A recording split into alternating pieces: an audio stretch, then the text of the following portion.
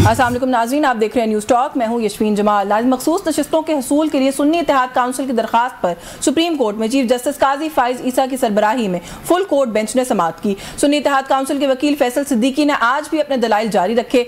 वकील फैसल सिद्दीकी का कहना था कि इसमें कोई तजाद नहीं कि सुन्नी इत्तेहाद काउंसिल ने इलेक्शन नहीं लड़ा, इसीलिए सुन्नी इत्तेहाद काउंसिल ने मखसूस नशिस्तों के लिए पहले फहरिस्त जमा नहीं करवाई, जिस पर चीफ जस्टिस पाकिस्तान ने वकील फैसल सिद्दीकी को अपनी बात दोहराने की हिदायत की। फैसल सिद्दीकी का अपने दलाइल में मजीद कहना था कि सियासी जमात और पार्लिमानी पार्टी के दरमियान एक तफरीक है। चीफ जस्टिस ने इस्तफसार किया कि क्या आइन इस तफरीक को तस्लीम करता है। वकील फैसल सिद्दीकी का कहना था कि यह तफरीक आइन में मौजूद है। चीफ जस्टिस ने इस्तफसार किया कि क्या 8 फरवरी से पहले आपकी जमात की हैसियत क्या थी। फैसल सिद्दीकी ने जवाब दिया कि 8 फरवरी से कबल हम सिर्फ सियासी जमात थे, आज़ाद उम्मीदवारों की शमूलियत के बाद हम पार्लिमानी जमात बन गए हैं। चीफ जस्टिस का कहना था कि कल सुन्नी इत्तेहाद काउंसिल और PTI एक दूसरे के खिलाफ खड़े हो सकते हैं। वकील फैसल सिद्दीकी का कहना था कि इस बात का अदालत के सामने जो मामला है उससे तो कोई ताल्लुक नहीं है। दौरान समाअत चीफ जस्टिस मुनीब अख्तर ने रिमार्क्स दिए कि पार्लिमानी पार्टी का इस मौके पर तस्करा करना गैर मुतल्लिका है, बेहतर होगा कि सियासी जमात और केस पर फोकस करें। जस्टिस मुनीब अख्तर का मजीद कहना था कि कागजात नामजदगी में कोई खुद को पार्टी उम्मीदवार जाहिर करे और टिकट जमा कराए तो जमात का उम्मीदवार तस्वुर होगा, आजाद उम्मीदवार वही होगा जो बयानी हल्फी देगा। सुन्नी इत्तेहाद काउंसिल में शामिल होने वालों ने खुद को कागजात नामजदगी में PTI का उम्मीदवार जाहिर किया। जस्टिस मुनीब अख्तर ने इस्तफसार किया कि फिर इलेक्शन कमीशन के रूल्स कैसे PTI उम्मीदवारों को आजाद करार दे सकते हैं। इंतखाबी निशान हो या ना हो वो एक अलग बहस है, लेकिन उम्मीदवार पार्टी के ही तस्वुर होंगे। इस मौके पर जस्टिस जमाल मंदोखेल ने रिमार्क्स दिए कि कल से मैं यही समझाने की कोशिश कर रहा हूं। जस्टिस आयशा मलिक ने इस्तफसार किया कि इलेक्शन ने किस बुनियाद पर उम्मीदवारों को इलेक्शन कमीशन ने किस बुनियाद पर उम्मीदवारों को आजाद करार दिया था। इलेक्शन कमीशन ने उम्मीदवारों को खुद ही आजाद तस्लीम करते हुए इलेक्शन लड़ने की इजाजत दी। जस्टिस मुनीब अख्तर ने दौरान समाअत सुप्रीम कोर्ट के इंतखाबी निशान वापस लेने के फैसले को इस सारे तनाज़े की वजह करार दे दिया। जस्टिस मुनीब अख्तर ने रिमार्क्स दिए कि सियासी जमात को इंतखाबी निशान से महरूम करना इस सारे तनाज़े की वजह बना। इंतखाबी निशान की अलॉटमेंट से कबल सुप्रीम कोर्ट का फैसला आया था। कानूनी गलतियों की एक पूरी सीरीज है जिसका आगाज यहाँ से हुआ था। दौरान समाअत जस्टिस मोहम्मद अली मजहर ने रिमार्क्स दिए कि अदालत ने मखसूस नशिस्तों के मामले पर कहा था कि कोई इशू हो तो रुजू कर सकते हैं। चीफ जस्टिस ने रिमार्क्स दिए कि हमने तो PTI को नहीं कहा था कि इंट्रा पार्टी इलेक्शन ना करवाएं, इंट्रा पार्टी इलेक्शन करवा लिए होते तो ये सारे मसले हल हो जाते। दौरान समाअत जस्टिस अतहर मिनल्ला की जानिब से लेवल प्लेइंग फील्ड का मामला भी उठाया गया। जस्टिस अतहर मिनल्ला का कहना था कि PTI मुसलसल शिकायत कर रही थी कि उन्हें लेवल प्लेइंग फील्ड नहीं मिल रही है। चीफ जस्टिस का कहना था कि वो ये शिकायत हमारे सामने तो नहीं लेकर आए। जस्टिस अतहर मिनल्ला का कहना था कि हम बुनियादी हकूक के मुहाफिज हैं, हमें देखना था कि वोटर्स के हकूक का तहफ़्फ़ुज़ कैसे हो सकता था। एक जमात मुसलसल शफाफ मौका ना मिलने का कह रही थी और ऐसा पहली बार नहीं हो रहा था। जस्टिस शाहिद वहीद ने वकील फैसल सिद्दीकी से इस्तफसार किया कि क्या इलेक्शन कमीशन का फैसला चैलेंज किया गया था, जिस पर फैसल सिद्दीकी ने बेंच को बताया कि इलेक्शन कमीशन का फैसला चैलेंज नहीं किया गया था और ये अब हतमी हो चुका है। जस्टिस शाहिद वहीद का कहना था कि अगर फैसला हतमी हो चुका है तो अब बहस का क्या फायदा। वकील फैसल सिद्दीकी का दलाइल देते हुए कहना था कि सारे मसले हल हो जाते अगर सुप्रीम कोर्ट बल्ले के निशान वाले फैसले की वजाहत कर देती। फैसल सिद्दीकी के दलाइल पर चीफ जस्टिस का बरहमी का इजहार करते हुए कहना था कि अगर PTI जमाती इंतखाबात करवा लेती तो आज नशिस्तों वाला मामला होता ही ना। इस अदालत पर हर चीज का मलबा ना डाले। मखसूस नशिस्तों के मुकदमे में जस्टिस मंसूर अली शाह ने रिमार्क्स दिए कि 2 सियासी जमातें अपनी जीती हुई नशिस्तों के तनासुब से ही मखसूस नशिस्तें लेंगी। ये नहीं हो सकता कि उन्हीं सियासी जमातों को इजाफी नशिस्तें भी बांट दी जाएं। अगर ऐसा किया गया तो फिर मुतनासिब नुमाइंदगी का असूल कहाँ जाएगा। चीफ जस्टिस ने रिमार्क्स दिए कि आजाद उम्मीदवार सुन्नी इत्तेहाद काउंसिल में ना जाते तो PTI का केस अच्छा था। PTI जाकर कह सकती थी कि ये हमारे लोग हैं, नशिस्तें हमें दी जाएं। अदालत की जानिब से केस की मजीद समाअत 24 जून तक मुलतवी कर दी गई है। अदालत का कहना है कि 24 जून से इस केस की रोजाना बुनियाद पर समाअत करेंगे। चीफ जस्टिस पाकिस्तान की सरबराही में फुल कोर्ट की आज समाअत के बाद PTI मखसूस नशिस्तों के हसूल के हवाले से काफी पुरुमीद नजर आती है कि मखसूस नशिस्तों का फैसला उनके हक ही में आएगा। लेकिन आज से चंद दिन पहले यही PTI चीफ जस्टिस पर अदम एतमाद का इजहार करते हुए उन्हें PTI के मुकदमात ना सुनने का मुतालबा कर रही थी, जबकि आज PTI के चेयरमैन बैरिस्टर गौहर ने चीफ जस्टिस पर भरपूर एतमाद का इजहार किया। जी व्यूअर्स, इन्हीं सभी इशूज़ पे बात करेंगे। बात करने के लिए हमारे साथ प्रोग्राम में हमें ज्वाइन किया पाकिस्तान तहरीक इंसाफ की नुमाइंदगी करेंगे सीनियर वकील भी हैं नईम हैदर पंजोता साहब ने। बहुत शुक्रिया सर आपका, आपके वक्त के लिए। पाकिस्तान मुस्लिम लीग नवाज से सीनियर सियासतदान है निहाल हाशमी साहब हमारे साथ मौजूद हैं। Thank you so much for your time sir. Senior माहिर कानून है हसन रजा पाशा साहब ने भी हमें ज्वाइन किया। बहुत शुक्रिया सर आपका भी आपके वक्त के लिए। मैं पंजोता साहब, बहुत सारे सवाल कल साइफर केस के अंदर भी एक बड़ी विक्ट्री आप लोगों के लिए हमने देखा कि आई। आज भी जो रिजर्व सीट्स का मामला है एक बड़े बड़े पॉजिटिव रिमार्क्स हैं, मैं उस पर बात करती हूँ, लेकिन थोड़ा सा मैं अंडरस्टैंड ये करना चाहती हूँ। कुछ दिन पहले तक पाकिस्तान तहरीक इंसाफ ये कह रही थी कि चीफ जस्टिस को हमारे केसेस से अलग हो जाना चाहिए, हमें उन पर एतमाद नहीं है। आज बैरिस्टर गौहर साहब ने आके फरमाया जी कि हमें मुकम्मल एतमाद है। तो ये फासला बिल्कुल कम एतमाद से मुकम्मल एतमाद तक का कितनी जल्दी कैसे आप लोगों ने तय कर लिया ये सफ़र जो है? बहुत शुक्रिया। देखें, कोर कमेटी के अंदर डिस्कशन हुई और मैं कोर कमेटी का हिस्सा हूँ और वहाँ पर तमाम केसेस के हवाले से बातचीत की गई। आप देख लें कि रीसेंट हेयरिंग के अंदर भी खान साहब ने जब 8 फरवरी के हवाले से जुडिशल कमीशन बनाने और 9 मई के ऊपर जुडिशल कमीशन बनाने की बात की और फंडामेंटल राइट्स की बात की, तो उस वक्त भी खान साहब को चीफ जस्टिस साहब ने रोक दिया था कि आप जो है ये बात ना करें, ये इस वक्त उस केस की समाअत नहीं है। तो अगर धरना केस हो तो उसके अंदर अगर आप ये कहें कि जो जनाब उस वक्त अगर रोक लिया जाता तो आज ये 9 मई ना होता।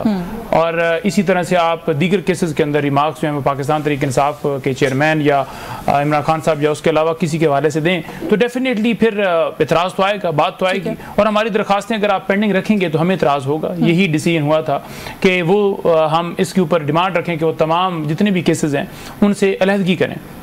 अब क्योंकि इस केस की हद तक जो है वो मामला लीगल कमेटी को भिजवाया गया था जिसमें ये सारी डिस्कशन भी हुई केस के अंदर कैसे इसको उनको हटाया जाए। तो आपको पता ही है कि हम ये चाहते हैं कि इस वक्त क्योंकि टाइम की कमी और सारा मामला आपके नज़र में है तो हम चाह रहे थे कि जो भी फिर फैसला आना है वो दें। और बार का बड़ा रिएक्शन भी आया था आप लोगों के इस मुतालबे पे, कहीं वो तो फैक्टर नहीं बना। सुप्रीम कोर्ट बार कहा जा रहा है कि अभी जो इस केस के रिमार्क्स कुछ आ रहे हैं उसके अंदर कुछ पॉजिटिविटी भी लग रही है आपके लिए, तो क्या वो भी एक फैक्टर हो सकता है कि आप लोगों ने? देखिए, सुप्रीम कोर्ट बार की अगर बात की जाए ना तो सुप्रीम बार क्योंकि उसमें जो ज़्यादा डोमिनेंट है वो सारा एक विंग है, वो ज़्यादा PMLN से उनकी ज़्यादा है एफिलिएशन है।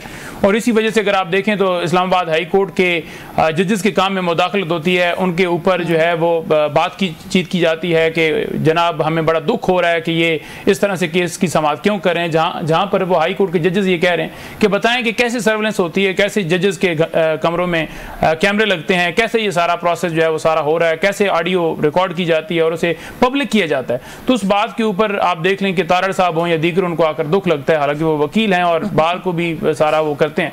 तो और दूसरी चीज़ आपको ये भी मिलेगी कि जब आप इस्लामाबाद हाई कोर्ट के हक में नहीं बोलते और जिस जगह के ऊपर काजी साहब नाइंसाफियाँ करते हैं और हम अगर एक बात करते हैं पोलिटिकल जमात जो सबसे बड़ी जमात है पाकिस्तान तहरीक इंसाफ इस मुल्क की, तो उस हवाले से अगर उस पूरी जमात को तमाम लोगों को और मुल्क के अंदर जो इस वक्त सहाफ़ियों के साथ किया जा रहा है, जो पैमरा पाबंदियाँ लगा रहा है, जो बोलने के ऊपर एतराज़ात हैं, जो लोगों को अगवा किया जाता है, जो सहाफ़ियों को अगवा किया जाता है, फिर हैदराबाद वो जाकर शायर मिलते हैं और सारा किया जा रहा है, तो उसके ऊपर अगर बात हम करते हैं तो क्या हम गलत करते हैं?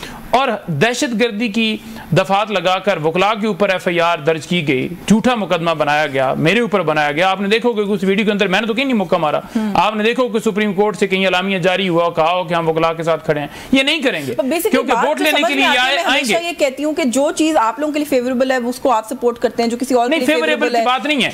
देखें, अगर जजेस जो है वो सर्वेलेंस का मामला चेक कर रहे हैं कि रिकॉर्डिंग्स नहीं होनी चाहिए तो वो हमारे लिए कैसे फेवरेबल है? अगर वो बात करते हैं कि हमारे काम में मुदाखलत ना हो और कोई भी इदारा जो है वो कानून से ऊपर नहीं है, मुल्क जो है वो कानून के मुताबिक चलेगा, ना कि कोई एजेंसी चलाएगी, तो उसमें हमारी फेवर में कौन सी बात है? बियॉन्ड दैट आल्सो ना, it's a little beyond that, क्योंकि देखिए ना कल साइफर केस का फैसला आया, आप लोगों ने कहा कि इंसाफ की फतह हुई है, नून लीग का बिल्कुल उसके ऊपर एक और मौक़िफ़ है। कल राना सनाउल्लाह साहब भी बड़ा बोले हैं, उन्होंने कहा कि ये कौन सा कंडक्ट है जहाँ पर एक बाली हो जो मुजरिम है या मुलजिम है, एक बाली बयान जमा करा दिया गया और फिर भी आप फैसला मुअत्तल कर देंगे, कहाँ पर होता है? मैं थोड़ा सा इस पर भी बात करती हूँ आपसे। निहाल हाशमी साहब, सर ये अपनी मर्जी का इंसाफ जो है वो हमने फैसला कर लिया है कि हमें पसंद है। इस्लामाबाद हाई कोर्ट पर आप लोग तनकीद करते हैं, सुप्रीम कोर्ट पर ये लोग तनकीद करते हैं, जो चीज़ इसको सूट ना करे बस उस पर आप तनकीद कर लें।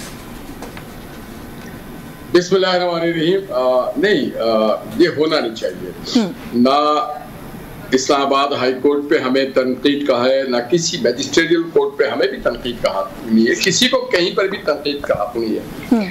मगर एक बुनियादी चीज जो है ना वो इस्टेब्लिश किया है PTI के दोस्तों ने, वो इस तरह से हुआ है कि देखिए जब आप अदालत में जाते हो, और हम तीनों दोस्त जो हैं हम वकील हैं, एहतराम और एक होता है तहरीम। अगर आप तहरीम ना करें, एहतराम ना करें और आप सब्जेक्टिव हो जाए और पिक एंड चूज करें, देखिए वकील और एप्लीकेंट में बड़ा फर्क होता है। शायद भूल गए मेरे फाजिल दोस्त कि ड्यूरिंग इमरान खान रिजीम क्या लोग मिसिंग नहीं थे इस मुल्क में? मिसिंग पर्सन्स की क्या कमी थी? हजारों में थे उस वक्त ही, हजारों में। और क्या मेरे दोस्त भूल गए कि उस वक्त जो ऑपोजिशन, मैं अपनी पार्टी का नाम नहीं ले रहा, जो भी ऑपोजिशन के लीडर होते थे उनके साथ क्या रवैया होता था? क्या भूल गए कि ऑपोजिशन की जो खवातीन होती थी, किसी को जेल से, किसी को हॉस्पिटल से उठा लिया जाता था रात के 12 बजे भी, ये भी हम ना भूलें। तो वो अच्छा होता था तो अब ठीक है। हाँ, मैं यही कहना चाह रही थी कि सर ये हम नहीं, मैं तो उस पर जवाब दूंगा, लेकिन अब इसकी जस्टिफिकेशन दे रहे हैं कि अब ठीक हो रहा है। मेरी बात को मैं बीच में नहीं बोला हूँ, मुझे अगर आप बोलने दें तो फिर मुझे तो सर ये प्रिविलेज हासिल है ना। मैं भी यही सवाल करना चाह रही थी कि sir two wrongs don't make a right, हम क्या एस्टैब्लिश करने की कोशिश कर रहे हैं? मैं कब कह रहा हूँ कि ये ठीक हुआ है? मैं तो नहीं कह रहा हूँ कि ये ठीक हुआ, मैं तो ये कहना चाह रहा हूँ कि मेरे फाजिल दोस्तों को इशू पे बात करनी चाहिए, ना कि किसी एक ऑर्डिनरी सा किसी कमेंट्स पे या किसी मुकदमे पे। सर किसी जमात का सियासी निशान छिन जाना क्या इशू नहीं है? रिजर्व सीट्स उनको ना मिलना, तो तारड़ साहब को रोके नहीं, रिजर्व सीट्स ना मिलना उनको इशू नहीं है। आपने जी जी सर, मैं मुकम्मल तो बोलना शुरू हो जाऊंगा। नहीं मुकम्मल कर मैं अपनी बात कंप्लीट कर लूं, वरना फिर मुझे आप खुलाफिज कह दें। मैं सिर्फ ये कहना चाह रहा हूं कि हमें चाहिए रूल ऑफ लॉ पे बात करनी, हमें चाहिए आइन और कानून पे बात करनी, हमें नहीं चाहिए कि हम किसी पर्सन ओरिएंटेड एजेंडे पे बात करें। हमें पाकिस्तान के आइन के लिए बेहतरी की बात करनी चाहिए, हमें अदालत की सुप्रीमेसी की बात करना चाहिए, उसके तहरीम की बात करनी चाहिए, एहतराम की बात करना, हकदार को हक देने की बात करना चाहिए। इजाजत है सर, मैं नहीं करना चाहिए। सवाल की इजाजत है। आज चीफ जस्टिस कोई बात आइन और कानून के मुताबिक ठीक कर रहे हैं तो आप बहुत अच्छे हो गए, और अगर कल नहीं किया तो फिर वो बहुत अच्छे नहीं हुए। तो इससे हमें बाहर निकलना पड़ेगा। अगर मुल्क को लेके, इमरान खान एक फर्द है, इमरान खान इज नॉट पाकिस्तान, इमरान खान करोड़ नहीं है, 25 करोड़ लोग पाकिस्तान। सर मैं इजाजत है, अब I have taken your point, इजाजत दीजिएगा। नवाज शरीफ साहब को पैनामा डिसीजन के बाद जब निकाला गया as prime minister, Nawaz Sharif साहब ने उस वक्त सिटिंग जजेस के बारे में क्या क्या नहीं कहा, तो उस वक्त तहरीम ख्याल नहीं आई थी। अभी इस्लामाबाद हाई कोर्ट के जजेस ने 6 जजेस ने खत लिखा सर, उसके बाद अता तारड़ साहब ने और आजम नज़ीर तारड़ साहब ने आके जो लैंग्वेज और जो टोन इस्तेमाल की, उस वक्त अदालत की तहरीम का ख्याल नहीं था। मैं उनको जस्टिफाई नहीं कर रही, मैं उनसे भी सवाल किया, आपसे भी ये सवाल करूंगी कि आप लोग को सबको जब जरूरत पड़ती है, आप सब लोग अपनी जो बंदूकें हैं उनका रुख, तोपों का रुख वहां कर लेते हैं अदालतों की तरफ। किसी को इसमें फॉर ग्रांटेड नहीं ले रहा हूं, हर किसी को करना चाहिए अपने एजेंडे, हमें खड़ा होना चाहिए आइन और कानून के साथ, हमें खड़ा होना चाहिए जमहूर के साथ। हमें उस आदमी, खा वो आदमी मेरा दुश्मन क्यों ना हो, अगर उसका हक बनता है, अगर उसके साथ ज्यादती हो रही तो मैं उसके साथ खड़ा होऊंगा, मगर ये नहीं होगा कि आप मीठा मीठा हप हप कड़वा कड़वा थू थू, ये नहीं होना चाहिए। ये मेरा भी यही सवाल था कि ये होता है और ये नहीं होना चाहिए। मैं जरा हसन रजा पाशा साहब को गुफ्तगू में शामिल कर लूं। सर एक तो इस वक्त एक इंप्रेशन ये जा रहा है कि मूड या फिजा जो है वो कुछ पाकिस्तान तहरीक इंसाफ से जो जुड़े मुकदमात हैं इन लोगों के फेवर में दिखाई दे रही है। साइफर केस का जो कल डिसीजन है उसके बाद और आज जो मखसूस नशिस्तों वाली हेयरिंग हुई है उसमें भी लग रहा है कि फिजा बड़ी पॉजिटिव थी। आप अग्री करते हैं? आपको लगता है कि ये जो रिजर्व सीट्स वाला मामला है शायद ये भी इनके फेवर में जा सकता है? देखिए, ये तो मैं अभी कोई कमेंट नहीं कर सकता चूंकि मामला सब जुडिस है और हियरिंग हो रही है, फॉर एंड अगेंस्ट ऑब्जर्वेशंस भी आ रही हैं और मौजूद जज साहबान अपने अपने एंगल से क्वेश्चंस पुट करते हैं और लेते हैं वकला से इनपुट के जी कि इसमें आपका क्या ख्याल है या आपकी पार्टी का क्या है। तो फिलहाल अभी ये कहना कबल अज़ वक्त होगा कि इस रिजर्व सीट्स के हवाले से क्या फैसला आएगा। जहां तक साइफर वाले केस का ताल्लुक है तो उसके लिए मैं ये अर्ज करूं कि साइफर वाला केस एक इंतहाई अहम नौइयत का केस था जिसको डे 1 से टैकल प्रॉपर तरीके से नहीं किया गया। एविडेंस जो इन्वेस्टिगेटिंग एजेंसी ने कलेक्ट करनी होती है वो सही नहीं की। मेन मुद्दा जो main crux of the case था, वो जो मेन एविडेंस थी वो थी साइफर इटसेल्फ। साइफर को जो क्रिमिनल साइड पे वकला प्रैक्टिस करते हैं वो बेहतर समझते हैं।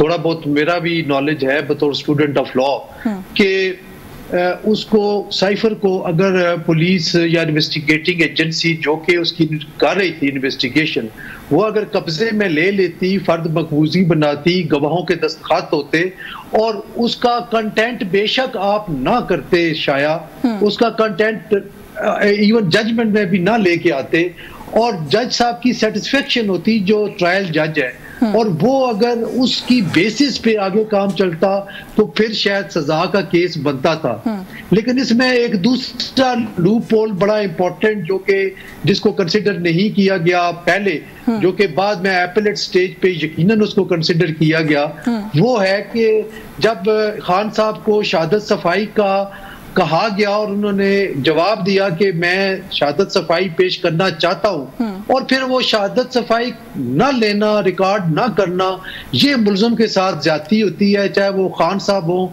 चाहे वो कोई और मुल्ज़म है। और यकीनी तौर पे जब प्रोसीजर डिफेक्ट इस लेवल पे होंगे और प्रोसीजर को जो है वो बिल्डोज किया जाएगा तो फिर उसका फायदा लामहला तौर पे। अच्छा, ये आपने बड़ी इंपॉर्टेंट बात की, जो आपकी प्रोसीजरल उसकी बात कर रहे हैं ना, लकूनास की बात कर रहे हैं, इसके ऊपर बड़ी तनकीद आ रही है हुकूमती कुछ सीनियर जो लोग हैं उनकी तरफ से। मैं पंजोता साहब के सामने भी ये सवाल रखूंगी, मुझे ब्रेक का कहा जा रहा है, ब्रेक से वापस आके इस पर मजीद बात करेंगे, हमारे साथ रहिए।